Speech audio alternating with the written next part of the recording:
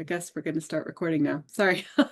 Participants will learn how invisible disabilities manifest in classrooms and discuss inclusive strategies such as movement, co-design, differentiated instruction, and trauma-informed pedagogy. It is now my pleasure to introduce our presenter today. Dr. Melanie Peffer is a best-selling author, passionate biology educator, and accomplished science communicator whose work to help people rethink and find joy in biology has inspired thousands worldwide. Dr. Peffer teaches in the Introduction to Molecular Biology sequence at the University of Colorado and pursues learning sciences research. Her research focuses on how people learn, understand, and engage with biology content. She also uses textile arts like quilting to tell science stories and promote science engagement. As I already mentioned, this session will be recorded and it will be later added to the ACE Office's YouTube channel. So without further ado, I'm going to pass it over to our presenter, Melanie Peffer. Thank you.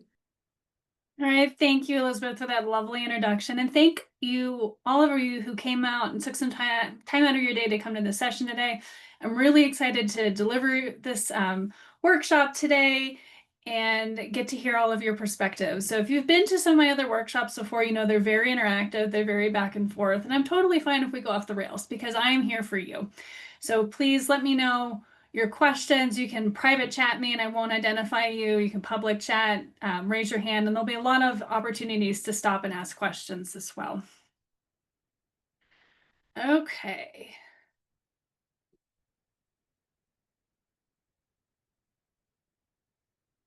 So just a little bit about me.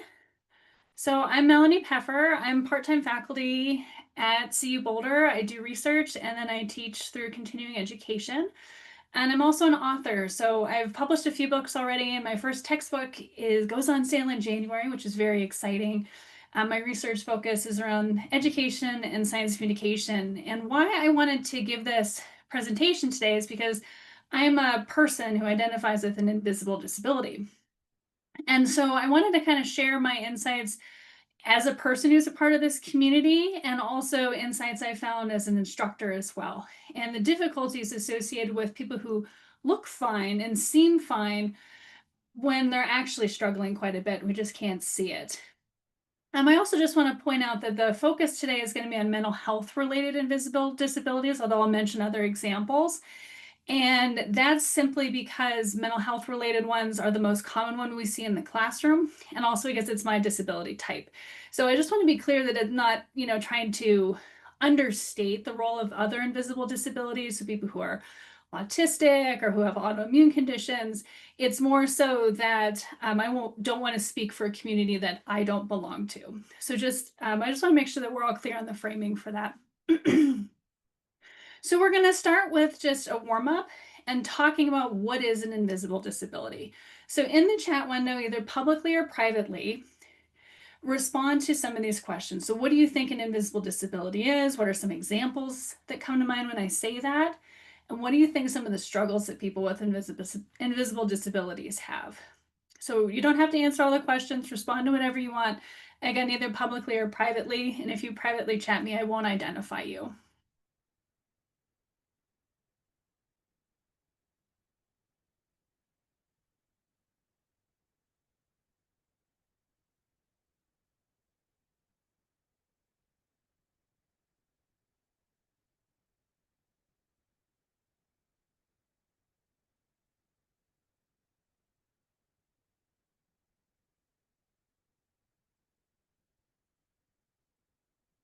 And this is the only thing that is always hard about doing things on Zoom is that awkward silence while everybody is typing. Okay, so now the chat window, I'm starting to see some messages. So from Sarah, Sarah's bringing up autism, ADHD, and learning disabilities. So from Pepper, we have any condition that can hinder activities of daily living.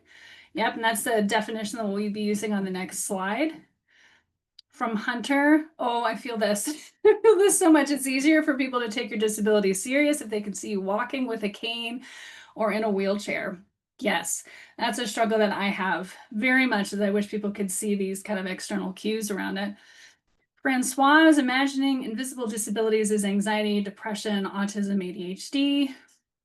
So from Elizabeth, it's a condition that gets in the way of daily tasks, but not immediately visible. So, oh yeah, some of these struggles too, we'll talk about that other people don't necessarily understand what's going on. So from Kelly, it's beyond things like neurodivergence, but also things like MS, multiple sclerosis, absolutely. So it includes medical conditions as well. Sigrid is pointing out the financial side, absolutely. It can be very expensive. And then bringing up celiac disease. So from Dana, not immediately apparent to others. So Francoise, again, I think that as faculty, we're not always aware of how different disabilities learn or interact with components of the course, absolutely. From Jera, lack of understanding or empathy. From Kalpana, clinical depression and anxiety are invisible. Struggles about being second guessed as to the reality of their disability. Yes, I've run into that personally. So from Dana, what comes to mind first is someone who looks fine, but is quietly managing something difficult beneath. Casey, one struggle is not understanding the needs one may have or others minimizing their experience. And an invisible doesn't mean insignificant. That's very well said, Dana. I have a private message here, knowing when or when not to disclose you are disabled. Yes, I've run into that as well. And then finally from Amanda, a common struggle I see with asynchronous courses is heavy cognitive load and online discussions. Oh yes, an online environment. Yeah, so it can be an additional level of struggle for students. Wonderful. Thank you everybody for sharing your perspectives. So someone brought out the Invisible Disabilities Association definition pretty closely. So it's a physical, mental, or neurological condition. So it's very broadly defined. But what unifies it is that it's invisible. It's not visible from the outside. And despite the fact that it's not immediately visualizable, it can limit or challenges a person's ability to move, how they experience the world, or the activities that they engage in. As also several of you brought up in your comments too, they're often misunderstood, or they don't seem to be real or taken as seriously. And I think most of you know this if you're coming to the symposium, that disability isn't necessarily a bad word. I also personally really don't like the phrase differentially abled. My brain is different and I struggle because of it sometimes.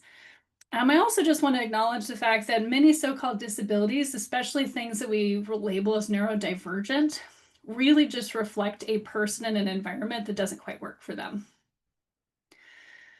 So what are some examples? So some of these, again, were brought up in the chat window: diabetes, autoimmune disorders, chronic pain, TBI, so any kind of physical health condition that we can't easily see. Neurodiversity, which again, I added my little asterisk there because this is arguably just a variation of normal. So ADHD, ADD, autism, Asperger's, developmental trauma. It can also include sensory limitations. So people who have hearing loss, so not even necessarily needing hearing aids, but just having trouble hearing, visual impairment, or some kind of sensory processing disorder. And then of course, mental health conditions, which is the focus of today, with anxiety, depression, and PTSD. So as I mentioned at the beginning when I was introducing myself, as part of why I wanted to focus on mental health conditions is because of all of these examples of invisible disabilities. This is the class that I identify with. And it's a big deal for college students. So I'm guessing some of you have heard of the Healthy Minds study. If you follow the hyperlink on the slide, or I can also share my slides in the chat window. The link is also in the notes description. So the Healthy Minds study looked at mental health conditions on college students. It was 96,000 students across 133 different campuses. And so they found that 44% of students reported symptoms of depression, 37% had anxiety disorders, and about 15% had some level of suicidal thought. And this most recent study that was done between 21 and 22, this is the highest rates they've ever recorded. I also am including trauma in this as well because a lot of people, especially young people, are experiencing trauma or the after effects of trauma, and they don't know. It gets labeled as just anxiety because it can look a lot like anxiety, And we'll talk about how they actually manifest slightly differently if you know what to look for. The good news is some brand new data that came out literally in the last week suggests that at least rates of depression are starting to go down. But you can see that even if they've gone down, they're still way higher than they were 20 years ago. And then the source for this data is also in the notes section of the slide. Okay, so I'm going to catch my breath for a minute. Does anybody have any questions so far? And so you can put them in the chat window or raise your hand. And if you're good, if you could just give me a thumbs up reaction, then I can continue.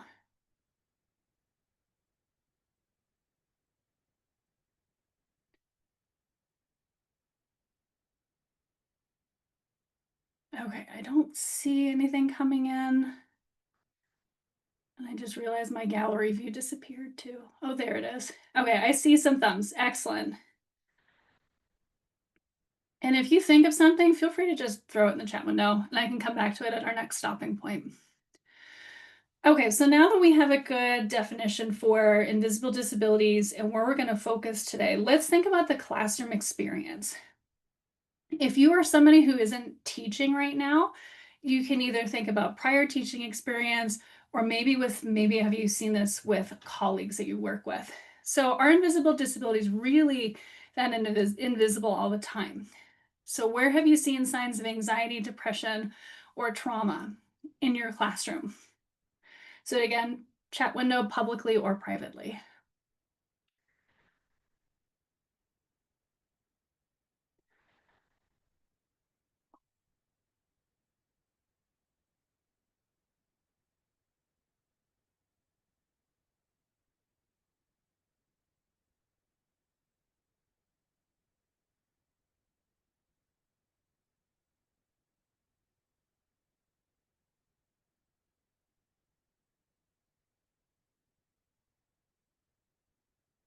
Okay, so from Elizabeth, libraries colleagues have been stressed after swatting events earlier this semester. Absolutely. So Elizabeth, do you mind expanding a little bit more? Do you mean that they have muscle tension, that they are more overwhelmed than they were before? That's a great question. Yeah, I would say there's like a higher level of overall stress and like especially during an immediate aftermath of the swatting incidences, because one was a gun threat, one was a bomb threat. And actually, interestingly, I've heard just different people across campus be a little bit more like worried or anxious about this, and is it going to happen again, and it's probably all going to be fake, but what happened, like a lot of like thinking kind of what's that word, like thinking about the worst case scenario. Yeah, absolutely. I think something that I've seen, at least on campus over the last couple of years, this is something I'll mention too. I just feel like as a campus, we've experienced quite a few traumatic incidences over the last 5 years. People who are very forgetful. I get a lot of the emails of I'm overwhelmed or I'm running late to this, and that's a kind of way that stress, that anxiety can kind of come up. So I'm glad you pointed that out.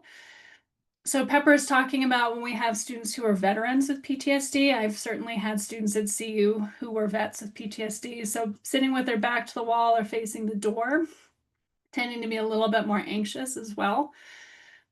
Let's see. So from Francois teaching online, so places I've observed student emails, specifically shares, discussion boards, and they'll say they're having a hard time.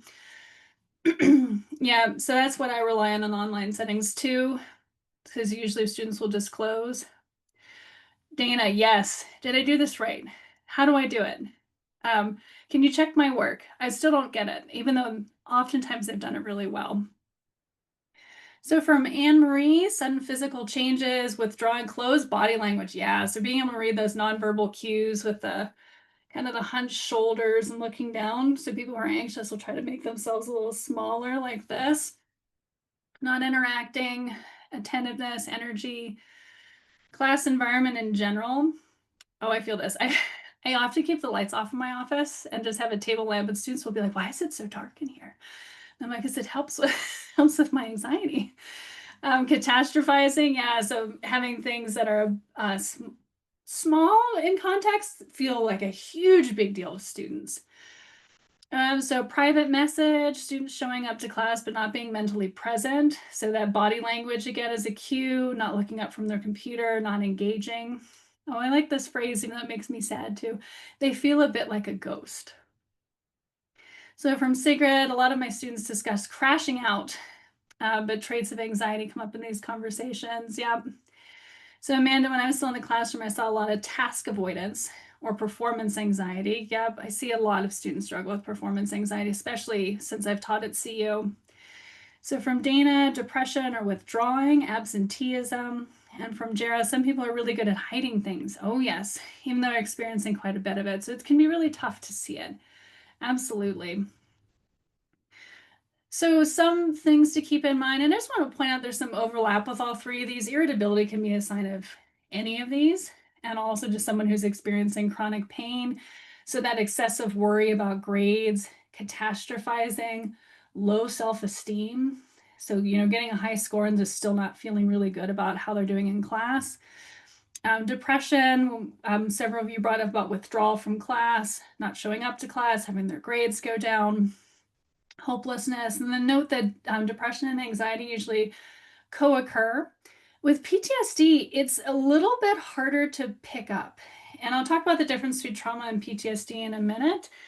But one of the things that tells you the most of if it's PTSD are what are called the F behaviors. So that's fight, which is temper, yelling, being emotionally reactive. Flight, so students who will be bouncing their legs or fiddling with it, which can also be a sign of ADHD too. Rushing into class, rushing out of class, having anxiety attacks, having panic attacks, or being distracted. Freeze is when students just stop. So this fight or flight are pretty typical across the span of people. Freeze and fawn are not as common. So freeze is when someone just shuts down. Their nervous system just turns off. So we can see this in people who can't make decisions. Oh, am I going to go to office hours? I don't know if I can go to office hours. Doom scrolling. So this past spring after the inauguration, this is something I had to bring up with my students because they were very upset and there was a lot of doom scrolling going on. I was like, we need to stop in the classroom. Or people were just like, I'm done. And they check out. Fawning is people pleasing, and is people pleasing at one's own expense. Or this can also be when students heavily rely on other students to solve their problems. So again, we have to be careful because we're not in a position to diagnose, but I always see us in a position to, if we see things, to be like, hey, did you know that there's CAPS on campus? I see us as being connectors to help students get help where needed. So where this gets tricky is that stress, anxiety, and even trauma can look really similar. And so it's hard to know, well, what is it? What is a point where I would refer a student out to CAPS, so counseling and psychological services? So stress is a psychological or physical response to a challenge or a threat that resolves after it's done. So when I tell my students, if it's stress, they're worried about their exam, but when their exam's done, there's a, oh, I'm so glad this is over. They feel better. That worry goes away. With anxiety, that's when a student stays worried about the exam after the exam is over, after they get their grade, to the point that they're struggling to perform in the class or in their other class or to get to job because they're still just that worried about it. And so that's why anxiety is considered a disability, because that worry and that fear affects concentration to the point that they can't function in their daily lives.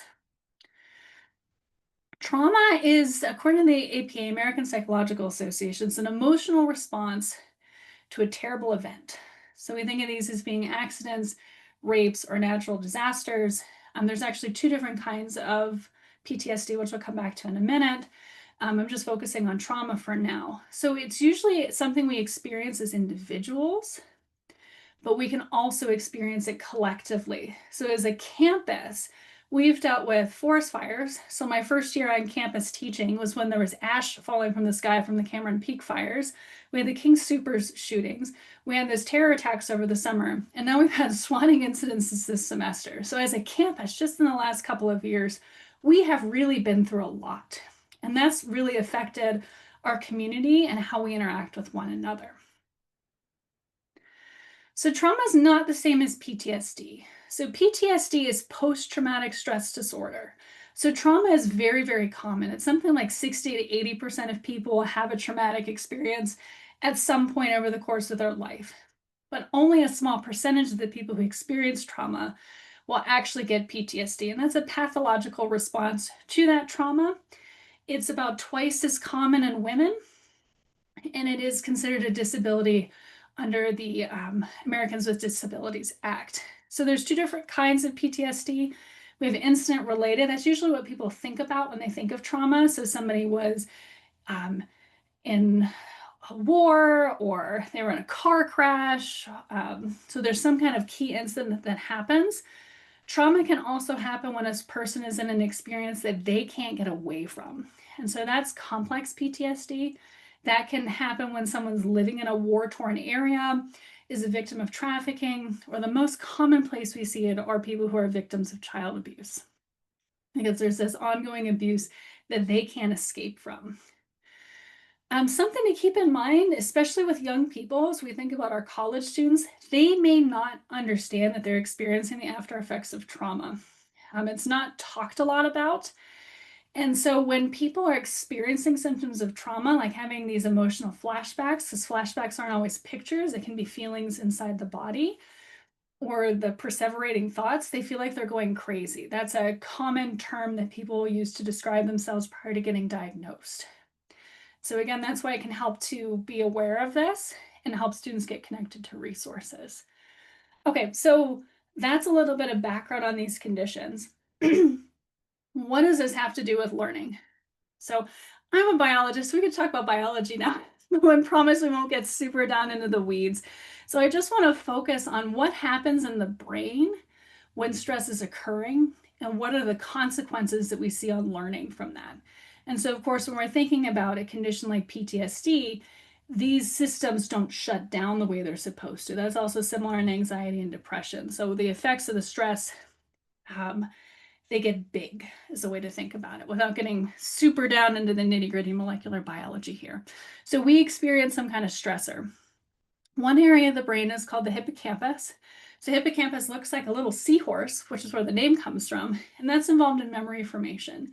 So when we're stressed, we actually can't build new memories. And the whole point of learning is to build new memories so we remember what we're learning and can connect it to other things. The other area of the brain that's affected by stress is the amygdala. So you can think of this as being part of your alligator brain. It's the older part of your brain.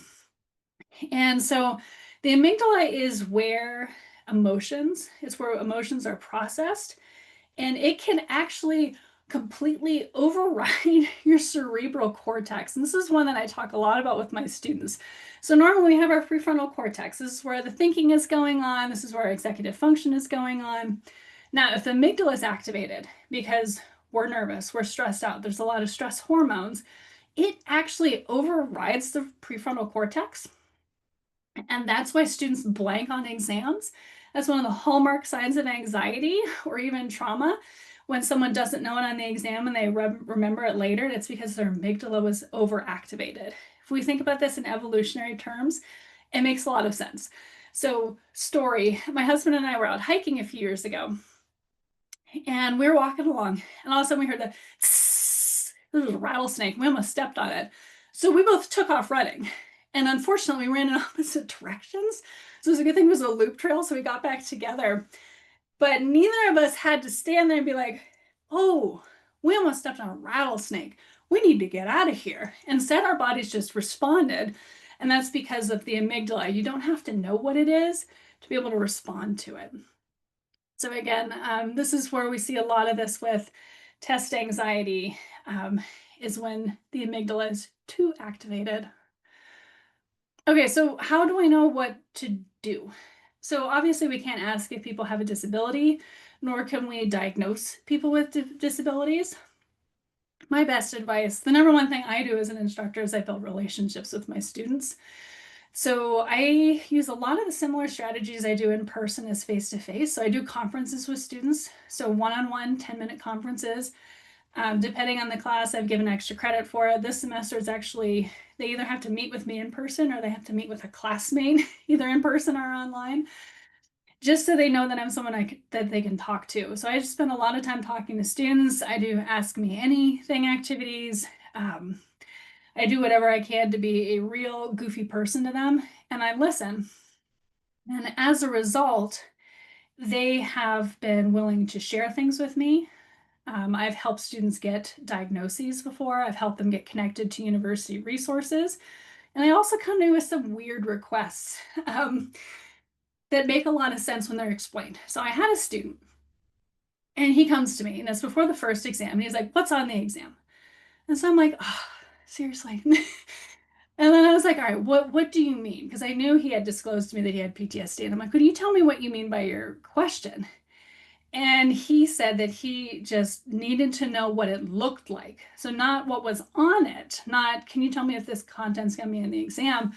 But he just needed to know there's a cover sheet with instructions on it. There are 7 questions after that, 1 question per page.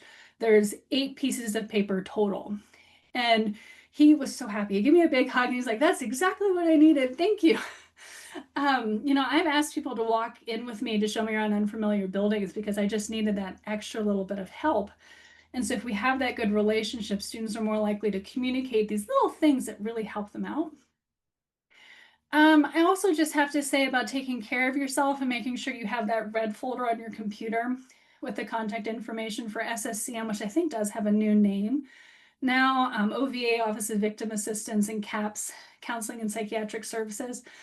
So in my experience, I love my relationship with my students. I value my relationship with my students.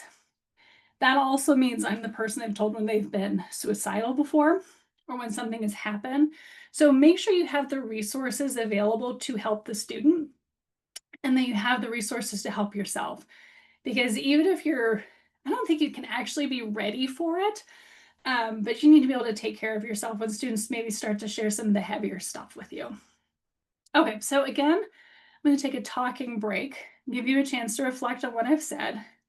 So chat window publicly or privately, and I'm going to look through some of the chats that have come in the last few minutes too. How do you build relationships with your students? Or if you're not in a classroom, maybe how do you build relationships with your colleagues so that people can communicate what they need to you and you can communicate information to them?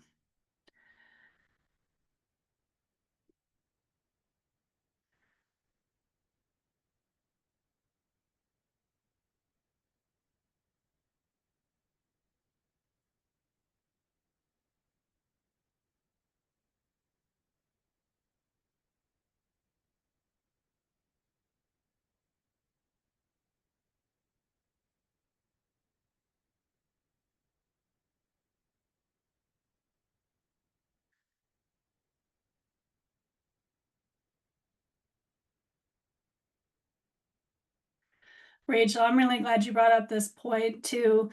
It's interesting because it's a complex interaction of biology and environment.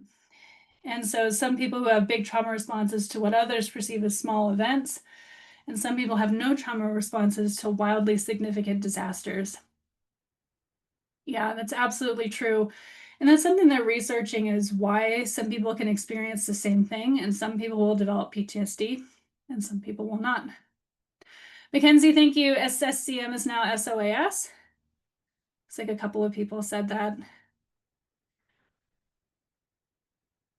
Dana, learning everyone's names. Absolutely. I do that too, wherever I can. It's harder to do in the bigger lecture halls for sure, but that's also just a really important inclusive practice in general too. So I have a private message. This person tries to build in time in meetings to ask, focus and really listen to them and ask how they're really doing. Absolutely. So Dana using a pre-class survey, asking about major year pronouns, interests, and goals. Yeah, I do something similar. I also ask them to tell me if there's anything they want me to know about them or anything that they need. I ask that a lot. Actually, I do exit tickets every week in class and say, "Do you need anything? How can I support you?" So Rachel is saying that they're in an advising role. Ask how they're doing every time. Yep. Open-ended conversations and building trust. Absolutely. So private message again about meeting with students, letting them know what to expect. That's really important, especially for people who've experienced trauma. Building rapport with them.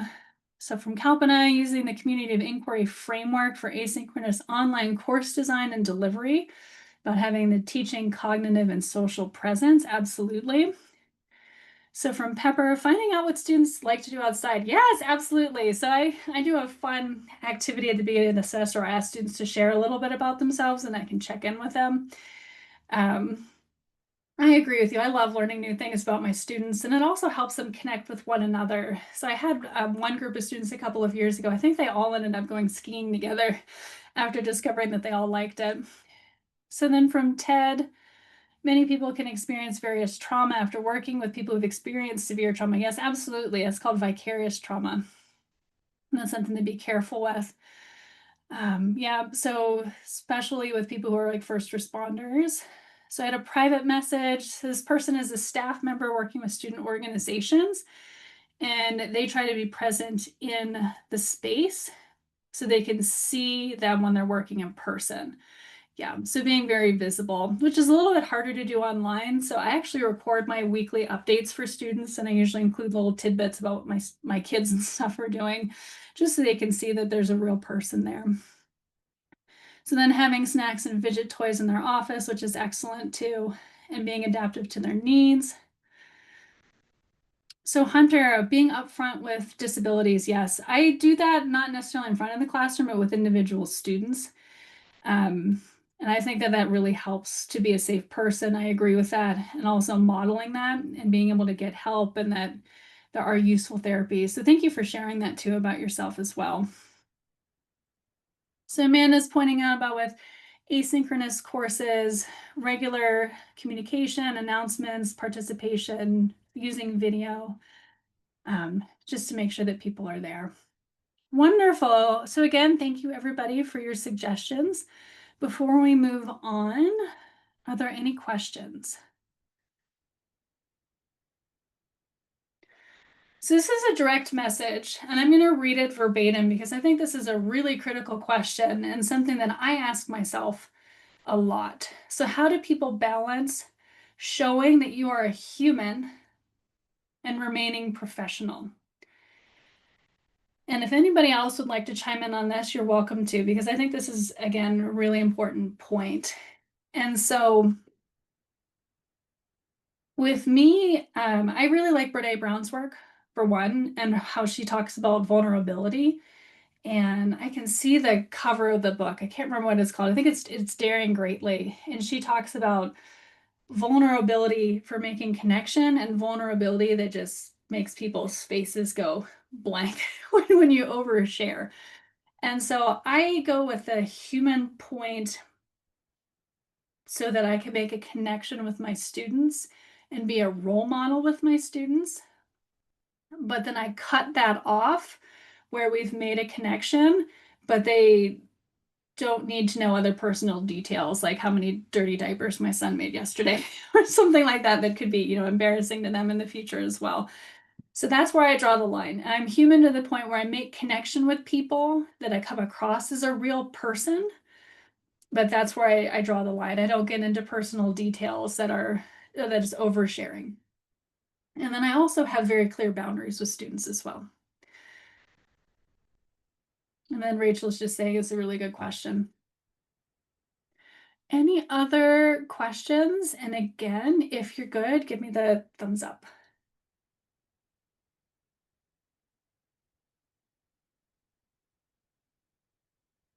Okay, awesome. As always, feel free to chime in the chat window if I missed anything.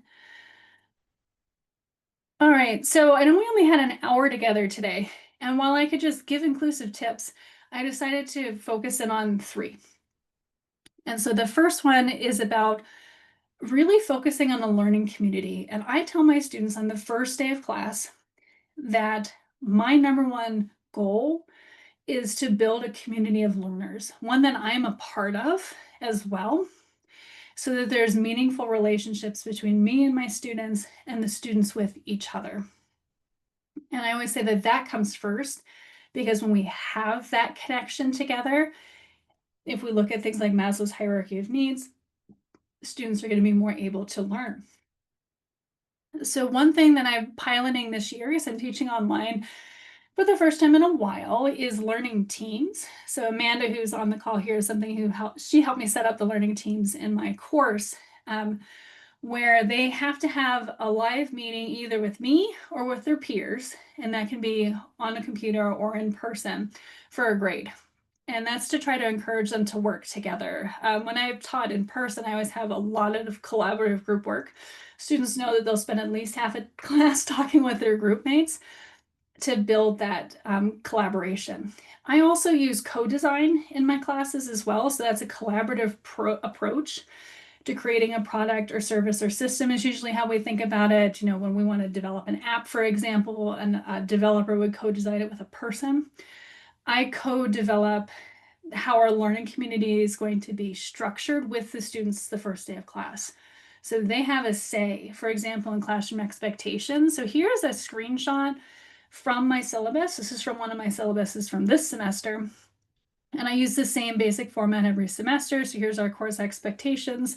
And then we fill this out as a group the first week of classes. So students will provide what their expectations are of me as their professor. They say as a student what I can expect from them. And then they also state what they can expect from each other. So this becomes an addendum to the syllabus. And these are our expectations for our community for the whole semester. And I found this to be a very positive activity for students. So again, there's lots of other ways that you can foster a learning community, and you'll have a chance to share some of the things that you're doing in just a minute. So differentiated instruction, this means a lot of different things because we're tailoring instruction to meet individual student needs, which of course is going to vary very widely depending on your student population, the discipline that you're instructing in, and just overall departmental expectations too. So one of the number one things that I do, which is also part of trauma-informed pedagogy, is give choices. So I had mentioned my assignment to try and build community where students had to either meet with me or one of their peers. And I've got a couple other either or assignments that they can pick which assignments they want to do and submit.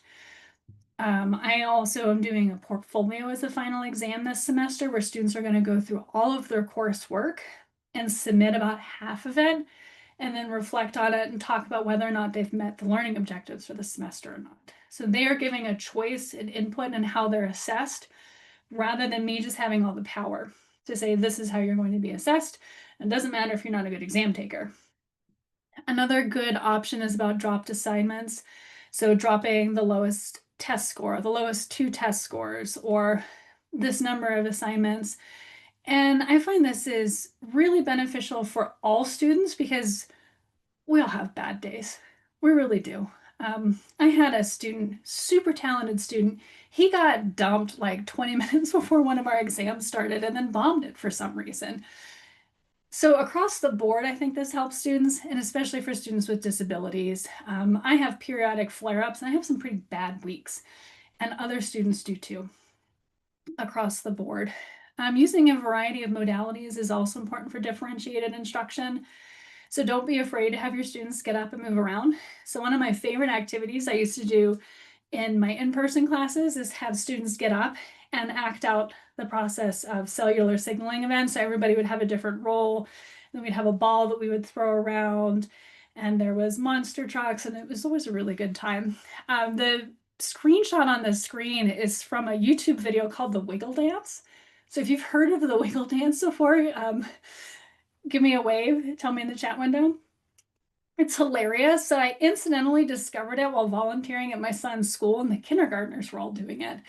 And so I got to thinking that this is a really great way of introducing membrane fluidity for my intro to molecular biology class. And it also gave students a chance to just get up and move for a minute. So it's just super silly video, really fun. So it has this kind of co-designed purpose of getting students up and moving around and shaking and changing class up a little bit, while also getting that core concept in there that at the molecular level, things are moving around in the cell. It's not like a textbook picture where everything is not moving. Things are wiggling. So that's one example that I've had a lot of fun with in the past.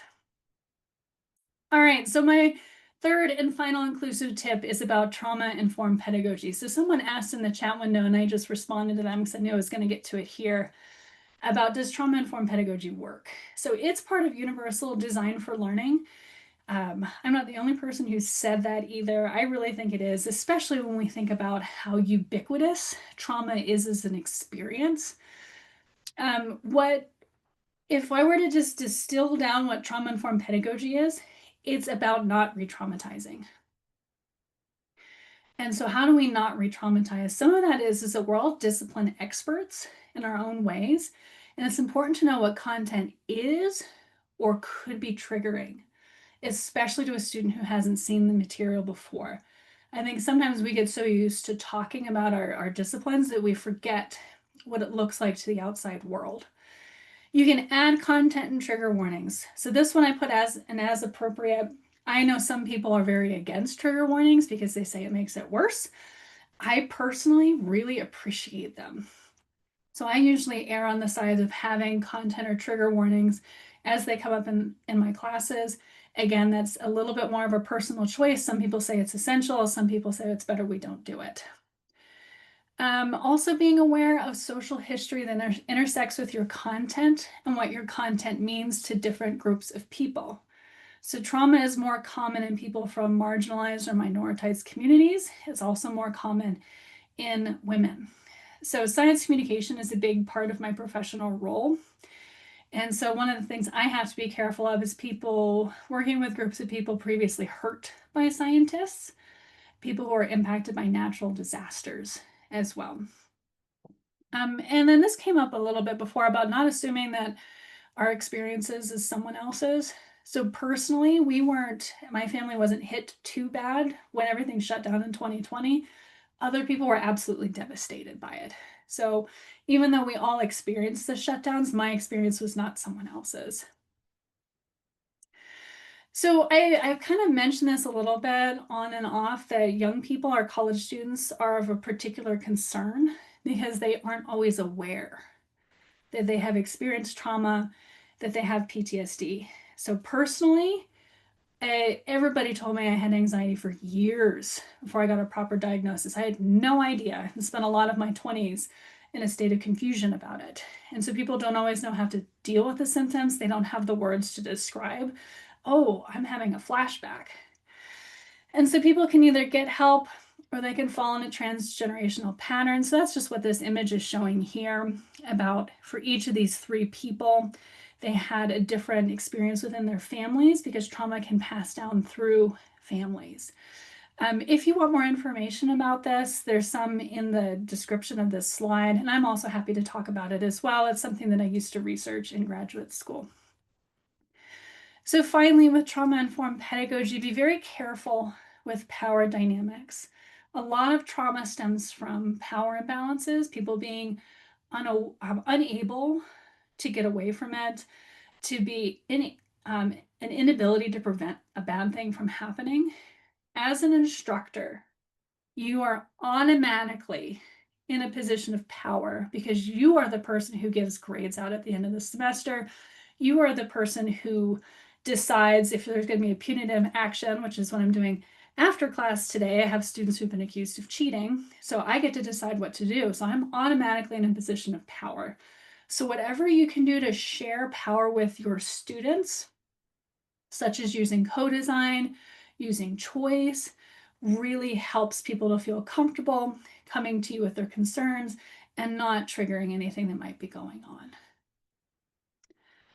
Okay, so we're coming into the final section. Before we get there, are there any questions for me?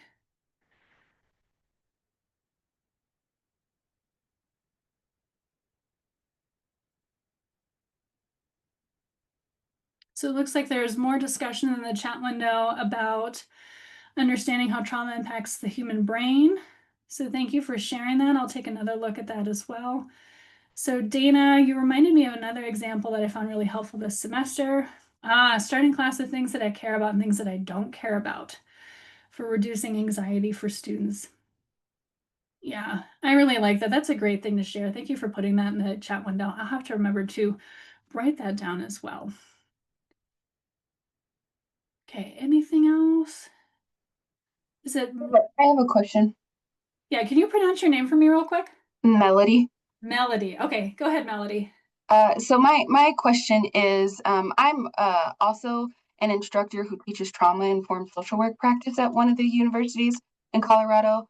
And your last slide really resonated with me because I have a couple of students in my class right now where they are having very strong reactions, and I've been trying to figure out why. But I'm curious, as you go through your teaching, do you try, because it's so hard to know what's considered traumatic for everyone, what are some ways that you try to let people know that they may have a reaction to the material or different things on the front end, knowing that you're not going to know what impacts every single person, to try to create like the safest environment for the students? Yeah, absolutely. And thank you for asking that question. This is something I've thought about too. So I try to be judicious with content and trigger warnings, and then also I welcome students' feedback fairly regularly. So I have a DEI statement in my syllabus that ends with, we're going to get things wrong. And please tell me if you don't think it's correct or if you have feedback. And then we're getting into like the difference between sex and gender in my genetics classes this week. And also having in there, please come to me if you have any private concerns about this. So just reiterating again and again that I'm a resource, come and talk to me, let me know what concerns you have. And then also building that relationship so that students are comfortable coming in and saying, hey, I can think back a couple of years ago, I had a student who was transgender, and she had such a huge positive impact on my teaching because of the questions she asked and the input that she gave. And so I've completely changed the way I teach genetics now after talking to her. And I'm really grateful for how candid she was. Like I remember she was really confused at one point about looking at pedigrees and saying, well, are these people who are assigned a certain sex at birth or not? And I was like, no, it comes down to gametes because they're thinking about reproduction. And so I've really changed a lot of my language about it. So hopefully that answers your question, that I think it comes down to relationship building and constantly inviting those opportunities for questions, and even having ways that they can give anonymous feedback as well, I think would be useful.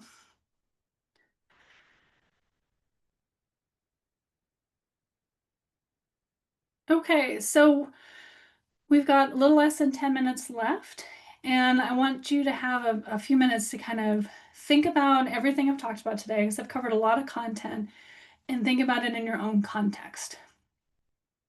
So I want you to consider these following prompts and pick one to reflect on. And I'll set a timer. I'll give you 3 minutes to just kind of write at your own desk and then share out if you'd like. And again, that can be, you can raise your hand or it can be in the chat window, but I want to make sure we take 3 minutes where everybody just has a chance to think about it. So what are strategies that you can use to share power? What content that you teach could be re-traumatizing or triggering or stressful to students? And then expand it on, because we focused on mental health today, but how do these principles relate to other kinds of invisible disabilities? And then of course, if something else resonated with you and you want to think about that, go ahead. Okay, so it's 1:22. So about 1:23 now. So about 1:25, we'll come back together as a group. So take about 2 minutes and reflect on this. Now I'm gonna set my timer so I don't zone out.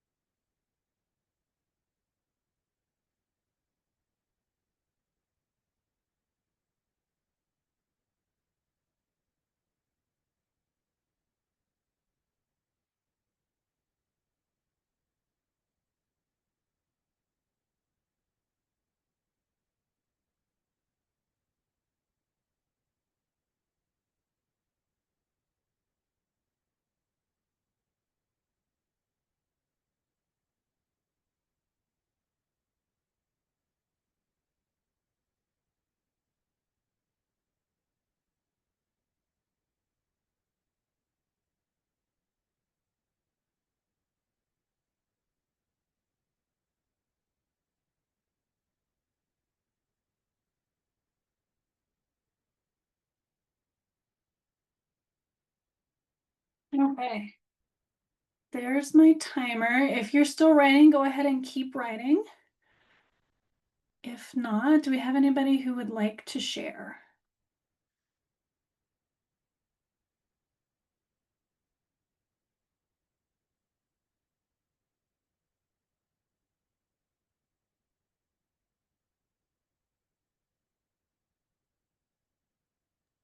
I would be happy to share. Go ahead. Thank you, Francois.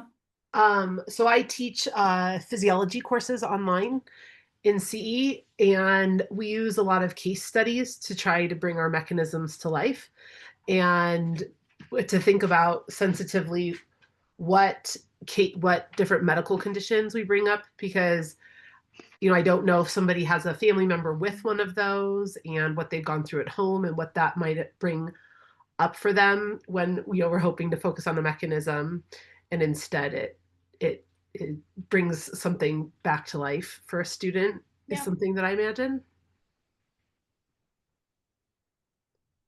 Yeah, absolutely.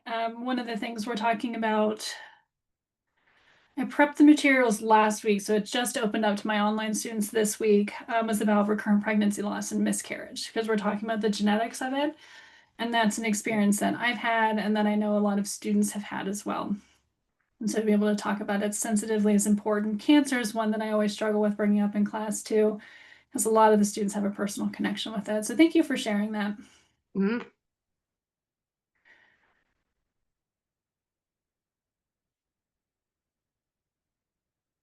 Anyone else have anything to share? No, you're welcome to put it in the chat window as well.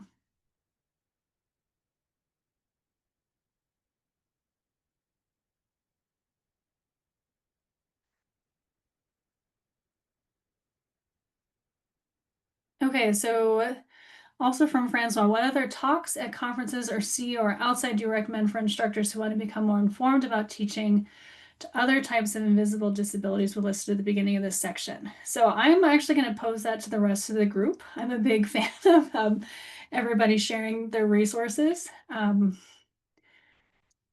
Ombuds office at CU puts on some really, really good programs. And I feel like they've done something around neurodiversity before. And I'm going to mention this on my last slide. I'm giving another very similar workshop to this next week. And then my husband just had a really good neurodiversity workshop at his workplace. And I can send you the information after this, but the speaker had given a TED talk about being autistic and being successful in the workforce. So that's just a couple I can immediately think of off the top of my head. Other people may have other suggestions as well. One that I personally would like to see is something talking about students with long COVID, because that's becoming more of an issue, and that definitely is an invisible disability.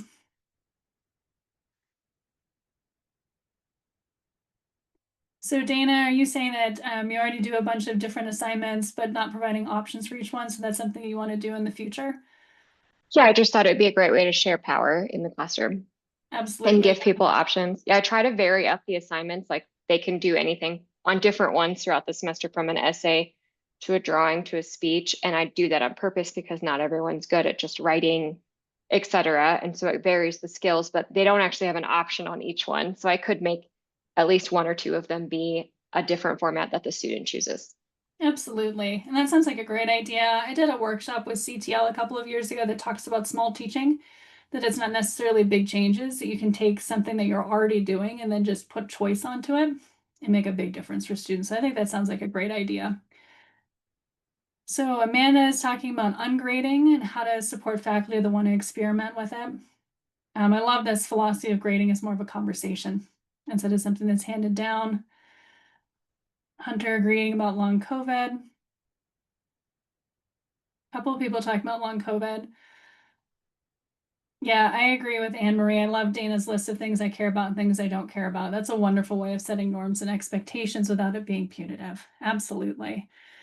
Okay, so we have 1 minute left. So with that, my final thought for you today is that part of inclusive practice, and I think attending to invisible disabilities is absolutely an inclusive practice, is we don't know everything. So feedback, I ask for feedback all the time, and when in doubt, be kind. That's my philosophy in life. and also modeling those healthy practices for students as you're comfortable disclosing what you're going through, that you have a life outside of class. So I want to thank everybody for coming out today. Here's my contact information. And I mentioned before, I'm giving another trauma-informed science communication focused workshop that covers a lot of today, but in deeper depth. So happy to share those registration links. Thank you, everyone. I'll stick around for a few more minutes if there's questions, but I'm super grateful that you all came out today. So thank you. Yeah, thank you so much, Melanie. This was amazing. Oh, thank you. I'm glad you enjoyed it.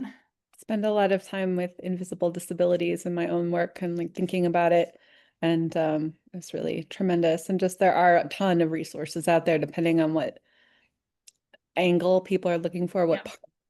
So, reach out to either of us really, but there's so many. And I really also would encourage people to read as many like blogs and watch videos and hear people speak that they've already recorded, because then it's not putting the burden on somebody, but then you hear different individual perspectives rather than just like academic papers, which are also really helpful, but it can hearing those student voices or young people voices or individuals' voices and their reactions is very powerful.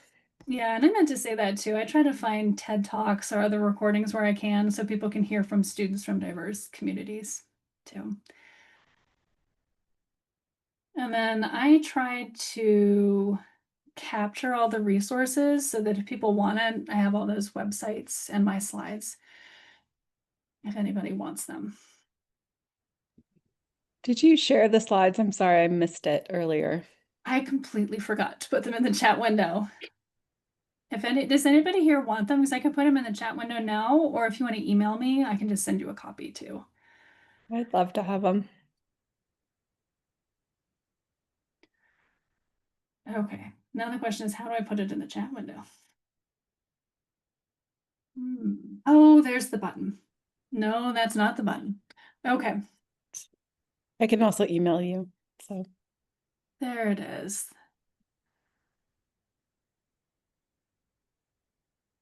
And of course, it's not showing up on my desktop. Okay. it can be really frustrating to deal with the different kinds of files. Yes. So no stress. I will reach out and others know to do it as well. And I'm happy to share with anyone who wants to. Okay, I did it. It's still not showing up on my desktop. Okay, if I can't figure this out in the next 30 seconds, I'll just email it to you instead. No worries. Yeah, for some reason it's not saving at my desktop, even though, this is a Did it go to downloads? yeah, and I tried to move it to the desktop and it's not appearing there. Now it's appearing. I guess it needed a second to think about it. It's funny how if it's a process that you do like 1,000 times per day, and then if people are watching you do it, It doesn't work. that doesn't work. Totally. Thank you so much. Well, thank you all for having me and choosing me to give this talk today, and for everybody who came out. It was a great group.